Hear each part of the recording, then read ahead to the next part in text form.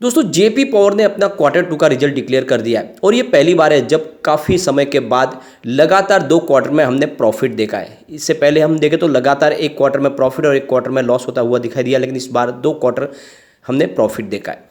अब यहाँ पे आज स्टॉक के अंदर कुछ गिरावट है, लगभग 1:30 बजे के आसपास का टाइम है और इस गिरावट के पीछे वजह रिजल्ट नहीं है बल्कि बाजार है। बाजार में आज काफ़ी ज़्यादा दबाव बना हुआ है और इस वजह से यहाँ पे जेपी पावर में भी गिरावट देखने को मिली और गिरावट ज़्यादा भी थी, लेकिन उसके बाद काफ़ी ज़्यादा रिकवरी भी देखने को मिली और उसके पीछे वजह यह है कि बड़े फंड हाउस ने दोपहर के बाद खरीदारी भी शुरू की। तो क्या इस समय हमें जेपी पावर में इन्वेस्टमेंट करना चाहिए? वैसे जेपी पावर के रिजल्ट को देखें तो इसमें काफ़ी पॉजिटिव बातें भी देखने को मिल रही है और सबसे बड़ा जो दाव है वो है एफआईआई का। एफआई ने सितंबर क्वार्टर में अपनी होल्डिंग को और बढ़ा दिया है और एक तरह से भरोसा जगता है कि जेपी पावर आने वाले समय कुछ बड़ा करता हुआ दिखाई देगा, क्योंकि जेपी पावर आने वाले समय में ग्रीन एनर्जी में भी इंटर करने की तैयारी कर रहे हैं। दूसरी तरफ अपने डेट को क्लियर करने के लिए वो अपने सीमेंट को बिजनेस को बेचना चाहते हैं ताकि आने वाले समय में नई शुरुआत कर पाए और तेज़ी से अपने बिजनेस को आगे बढ़ा पाए। तो जो विज़न है वो काफ़ी क्लियर है। आने वाले समय में जेपी पावर में संभावना पॉजिटिव बनेगी और स्टॉक की प्राइस भी बढ़ेगी, यानी ये जो छोटा पेनी स्टॉक है एक बड़ा मल्टीबैगर बन सकता है। तो यहाँ पे इन सब बातों को जानेंगे और क्या इस गिरावट का हमें फ़ायदा उठाना चाहिए सोचने की कोशिश करेंगे। तो अभी लगभग 1:30 बजे के आसपास का टाइम है। बीएसई सेंसेक्स की अगर हम बात करें तो 59,645 के स्तर पर ट्रेड हो रहा है। अभी 185 पॉइंट की गिरावट है बीएसई सेंसेक्स में, 0.31% गिरावट है। जैसे कि कल हमने मोरो ट्रेडिंग में पॉजिटिव क्लोजिंग देखी है, उसके बाद आज प्रॉफिट बुकिंग हो रही है। बाजार में एक तरफा तेजी कभी बंदी रही है, इस समय अगर देखें तो बाजार में तेजी मंदी का दौर जारी है, लेकिन फिर भी इंटरनेशनल मार्केट के मुकाबले इंडियन बाजार में काफ़ी मजबूती है। आज निफ्टी एनर्जी में भी गिरावट है, 25,927 के स्तर पर देख सकते हो 129 पॉइंट की गिरावट, यानी 0.50%, आधा प्रतिशत निफ्टी एनर्जी भी गिरावट। इसकी वजह से आपको जयप्रकाश पावर वेंचर्स लिमिटेड में भी कुछ गिरावट देखने को मिल रही है। देख सकते हो शुरुआत 7.70 पर हुई, लो बना 7.45 का और हाई है 7.85 का, यानी इंट्राडे में हमें स्टॉक पॉजिटिव जोन में जाता हुआ दिखाई भी दिया, लेकिन फिर से थोड़ा सा नीचे आया। फिलहाल 7.70 पर है, यानी जहाँ पे शुरुआत हुई थी स्टॉक की वहीं पर है। 0.65% की गिरावट है। वॉल्यूम को अगर देखें तो पिछले एक महीने पहले इसका 9 करोड़ का वॉल्यूम था और 2 करोड़ की डिलीवरी उठाई गई थी। 1 वीक पहले 6 करोड़ का वॉल्यूम हुआ था, 2 करोड़ की डिलीवरी उठाई गई थी। और कल देखें तो 4 करोड़ का वॉल्यूम हुआ था, 2 करोड़ की डिलीवरी उठाई गई थी और आज 5 करोड़ का वॉल्यूम है। वॉल्यूम में अच्छा खासा इजाफा है।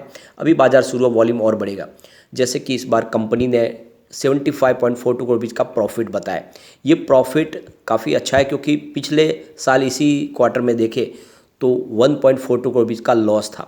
तो कंपनी लॉस से प्रॉफिट में आई है और हमेशा रिजल्ट को कंपेयर किया जाता है ईयर ऑन ईयर बेसिस पे ही, और इस वजह से रिजल्ट को अच्छा कहा जाएगा, क्योंकि पिछले साल सितंबर क्वार्टर में कंपनी को लॉस था, इस बार काफ़ी अच्छा प्रॉफिट है। इसके अलावा अगर आप देखें तो कंपनी के सेल्स में भी बढ़ोतरी हुई है। इस बार 1385 करोड़ का जो टोटल सेल है उसमें 53.60% की बढ़त देखने को मिल रही है पिछले साल के मुकाबले। तो यहाँ पे रिजल्ट में आपको प्रॉफिट और रेवेन्यू दोनों में बढ़ोतरी होती हुई दिखाई देगी। कंपनी के प्रॉफिट बिफोर टैक्स को भी देखें तो वहाँ पे आपको 116.96% की ज़बरदस्त जंप देखने को मिलेगी। पिछले साल सितंबर क्वार्टर में ये 6.01 करोड़ का इनका टोटल प्रॉफिट बिफोर टैक्स था। कंपनी के खर्च में भी 54.71% की ईयर ऑन बेसिस पे बढ़त देखने को मिल रही है, जो इस बार 1246.41 करोड़ के आसपास रहा है। और आप देख सकते हो कि जो कॉस्ट ऑफ रॉ मटेरियल है उसमें टोटल जो बढ़ोतरी हुई है वो 1059.91 करोड़ के, जहाँ पे 66.2% की बढ़त देखने को मिली है। इस बार रॉ मटेरियल है वो ज़्यादा कंज्यूम हुआ है। इसके अलावा कंपनी के ऊपर एम्प्लॉयज़ के ऊपर जो खर्च देखे तो वो उसमें करीब 32.81 करोड़ का है, जहाँ पे 20.49% की ईयर ऑन बेसिस पे बढ़त देखने को मिली है। तो खर्च में आप देख सकते हो कि रॉ मटेरियल में भी इस बार कंजम्पशन ज़्यादा हुआ, उस वजह से भी उसमें आपको जंप देखने को मिला। साथ में एम्प्लॉयज़ के ऊपर जो खर्च किया उसमें भी 20% की बढ़ोतरी देखने को मिल रही है। और इसके अलावा कंपनी के नेट कैश फ्लो में इस बार बढ़ोतरी हुई है, जो बहुत ही शानदार बात है। इस बार जो कंपनी का नेट कैश फ्लो है वो 619.80 करोड़ रुपये पर आ चुका है, जबकि पिछले साल देखें तो ये 317.72 करोड़ रुपये के आसपास था। तो आप देख सकते हो लगभग दुगुना हुआ है इनका कंपनी का नेट कैश फ्लो। तो काफ़ी शानदार रिजल्ट रहा है इस रिजल्ट को हम, लेकिन क्वार्टर ऑन क्वार्टर बेसिस पे अगर हम जाके देखेंगे तो आपको यहाँ पे कमी होती हुई दिखाई देगी। अगर हम बात करें जून 2021 की, तो यहाँ पे इनका जो टोटल रेवेन्यू था वो 915 करोड़ का था, जो बढ़ते हुए लगातार जून क्वार्टर में 1820 करोड़ तक पहुँच गया था, यानी लगभग दुगुना हुआ था। लेकिन इस बार अगर आप देखें तो कंपनी का रेवेन्यू आपको कम होता हुआ दिखाई देगा। इस बार सितंबर क्वार्टर में ये 1385 करोड़ के आसपास है। पिछले 3 क्वार्टर से सबसे कम है। तो इस हिसाब से क्वार्टर ऑन क्वार्टर बेसिस पे तो रेवेन्यू में कमी दिखाई दे रही है। अब यहाँ पे कंपनी के नेट प्रॉफिट की बात करें तो जून 2021 में 4.34 करोड़ रुपीज़ का इनका नेट प्रॉफिट था। सितंबर 2021 में कंपनी को 1.42 करोड़ रुपीज़ का लॉस हुआ। दिसंबर में देखें तो कंपनी को फिर से 107 करोड़ रुपीज़ का अच्छा खासा प्रॉफिट हुआ। मार्च क्वार्टर में फिर से कंपनी को 2.27 करोड़ रुपीज़ का लॉस हुआ और जून क्वार्टर में 242 करोड़ रुपीज़ का बड़ा बम्पर प्रॉफिट हुआ। इस बार जो प्रॉफिट है वो 75 करोड़ रुपीज़ का है।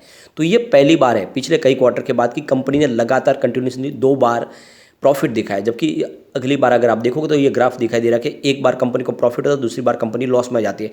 लेकिन ये पहली बार है कि 2 क्वार्टर हम रिजल्ट प्रॉफिट में देख रहे हैं, जो एक तरह से बहुत ही अच्छी बात है। अब यहाँ पे पिछले 2018 से कंपनी की परफॉर्मेंस को देखें तो कंटिन्यूसली जो गिरावट होती है उसमें अब ग्राफ फिर से बढ़ता हुआ दिखाई देगा। 2018 में जहाँ पे 4,876 करोड़ रुपीज़ का इनका टोटल रेवेन्यू था, जो गिरते हुए 2021 में 3,301 करोड़ रुपये तक पहुँच गया था। लेकिन 2022 में फिर से इसमें बढ़ोतरी हुई और 4,624 करोड़ रुपये तक आया। तो ये अच्छी बात है कि 2022 शानदार रहा है जेपी पावर के लिए। वैसे अगर प्रॉफिट की भी बात करें तो 2018 में इनको 1,690 करोड़ रुपीज़ का बड़ा लॉस था और ये लॉस लगातार रहा 2020 तक। लेकिन 2021 में कंपनी प्रॉफिट में आई। 2021 की बात करें तो जेपी पावर को 215 करोड़ रुपीज़ का प्रॉफिट हुआ और 2022 में 107 करोड़ रुपीज़ का प्रॉफिट हुआ। तो आप देख सकते हो पिछले 2 साल से यहाँ पे जेपी पावर प्रॉफिट में आ चुकी है। अब यहाँ पे जो गिरावट है उसके पीछे वजह बनी है सुबह सुबह बड़े फंड हाउस ने बिकवाली की। आप देख सकते हो 9:45 पर 7.60 की प्राइस से यहाँ पे 11,48,000 शेयरों की बिकवाली हुई। उसके बाद 9:52 पर 7.50 की प्राइस से 10 लाख शेयरों की एक और बड़ी बिकवाली हुई। उसके बाद अगर आप देखें तो 9:53 पर 7.55 की प्राइस से 15,91,000 शेयरों की और बड़ी बिकवाली की गई। फिर 10:30 पर 7.50 की प्राइस से यहाँ पे 15,39,000 शेयरों की और बिकवाली हुई। तो सुबह सुबह बड़े फंड हाउस ने बिकवाली शुरू की। लेकिन उसके बाद अगर आप देखें तो 11:54 पर 7.60 की प्राइस से 11,78,000 शेयरों की बड़े फंड हाउस ने यहाँ पे खरीदारी की।